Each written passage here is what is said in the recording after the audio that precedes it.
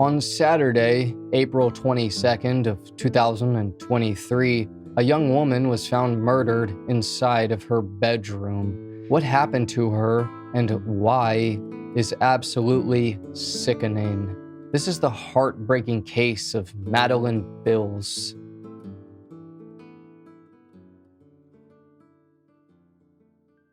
Hello, friend, and welcome to the second day of the 12 days of high time crime.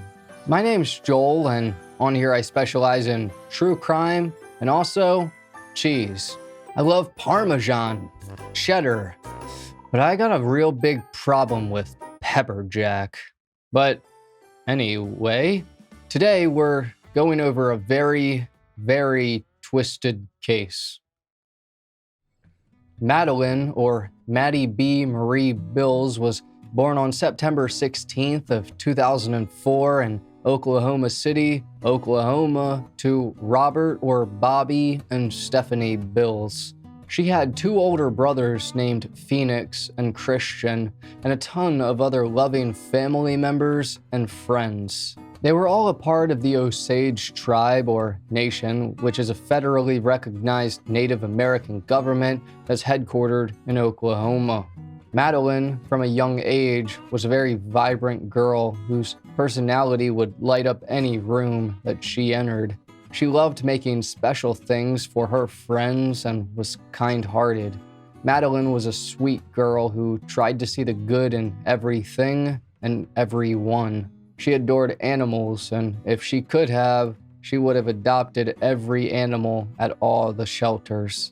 It's said that Madeline had this sort of uncanny ability to bring the truth to light, and this would continue even after she was gone. We'll talk about that a little later. But she really did love animals, especially her cat Zeus and her family's two dogs, Prince and Echo. Madeline also apparently loved to care for homeless animals, and this included cats that lived in the city's drains. In her car's trunk, she'd keep cat food just in case she ever needed to feed a random cat. Madeline loved spending time with her friends and family, and she was also a great painter. From a pretty young age, she started to play basketball, and this continued to her high school days. Madeline was a very talented player at Moore High School, and she was also academically gifted, achieving a 4.0 GPA with honors. Here's her talking a bit about herself. Good morning, how are you? Good, how are you? Doing pretty good. What's your first and last name? Madeline Bills. And where do you attend school? Summit Middle School. All right, got a couple of questions for you. What is your favorite school subjects and why? Literacy, because that's my favorite teacher. Okay. And math, because it's easy. All right, very good, very good. Who is your favorite NBA player? Kawhi Leonard. Kawhi Leonard, and why? Because he's both offensively and defensively sound. Very, very good.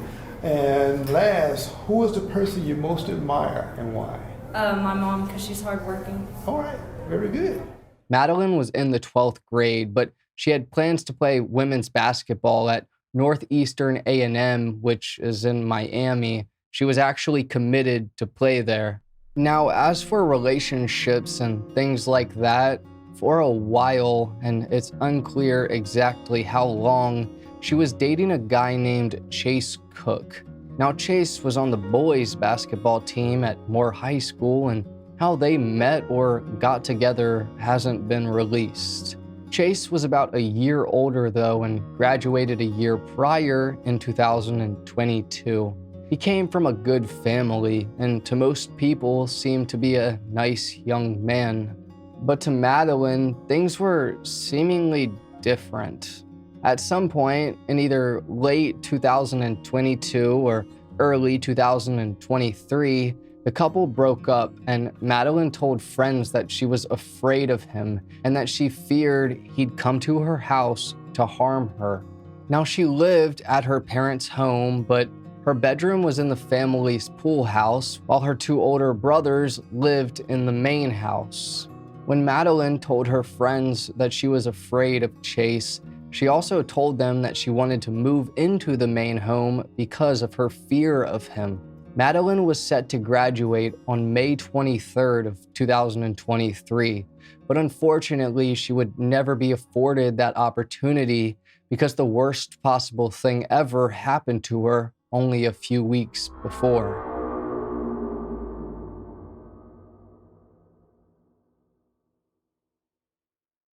On Saturday, April 22nd of 2023 at 6:39 a.m., surveillance footage caught Chase jumping a fence to get to Madeline's property. 1 minute later at 6:40 a.m., he was seen jumping back over and leaving. But only a few minutes would pass, and at 6:44 a.m., Chase was seen jumping the fence again. This time, things were going to be heinous. After he jumped the fence this time, he went to Madeline's bedroom in the family's pool house. She was alone in there because, once again, her brothers lived in the main house. Chase went into her bedroom, and it's not exactly known what Madeline's initial reaction was, but we can assume that she wanted nothing to do with him. Chase then took a video of the two of them, which was about 3 minutes long, and then he snapped.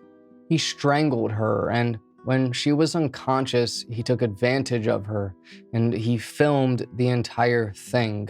He set his phone up on a nightstand next to her bed. He wanted to know that this was his crime, and most likely to be able to relive it. After he strangled her to death, he left at 7:17 a.m., and within 4 minutes at 7:21 a.m., he looked this up on his phone. How long does a victim have to press charges? A few more hours would pass, and at 12:53 p.m., he searched on his phone again, this time asking what happens to someone if they're strangled for a long time. I mean, it's pretty obvious, but that's absolutely sick. Later, during the day, Madeline's body was found, and immediately a police investigation was launched. It wasn't long before they figured out exactly what happened after seeing surveillance footage, and 3 days later, on April 25th, Chase was interrogated by the police. Then, on May 1st, an arrest warrant was issued for Chase, and this same day, he was arrested in Chicago at a Navy boot camp.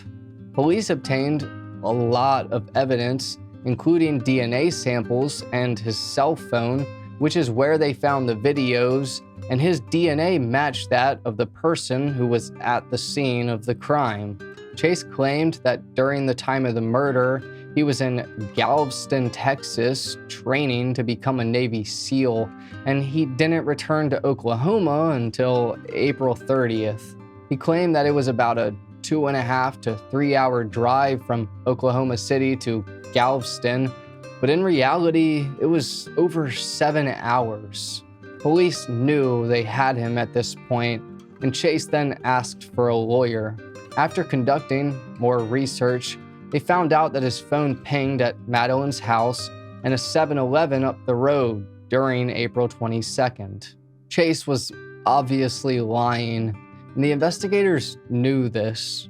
Police also found out that only a few days before, on April 18th, he looked up some pretty alarming things. This included the word chloroform and how long does chloroform take to put somebody to sleep? And also, how long does chloroform take to make someone fall asleep when injected?